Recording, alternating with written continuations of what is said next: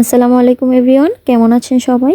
আজকে আমি দেখাবো হাতে মাখার ঝামেলা ছাড়াই কিভাবে খুবই দ্রুত এবং খুবই মজাদারভাবে টমেটো ভর্তা বানানো যায়। আর যারা এখনো চ্যানেলটি সাবস্ক্রাইব করেননি তারা অবশ্যই চ্যানেলটি সাবস্ক্রাইব করে পাশে থাকবেন।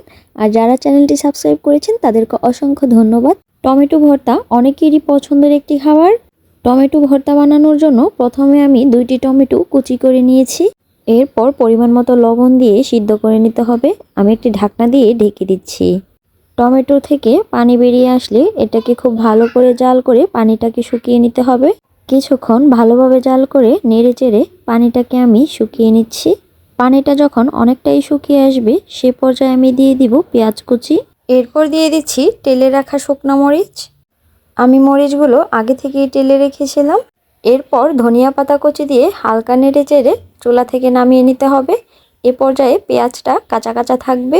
টমেটো ভর্তাটা শুকনো মরিচ দিয়ে বানানোর চেষ্টা করবেন, তাহলে খেতে বেশি টেস্ট হবে।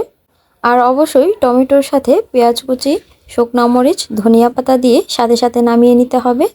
পেঁয়াজটা খুব বেশি সিদ্ধ হলে আবার খেতে ভালো লাগবে না। আর এভাবে করে খুবই দ্রুত কম সময়ের মধ্যে টমেটো ভর্তা তৈরি করে নেওয়া যায়।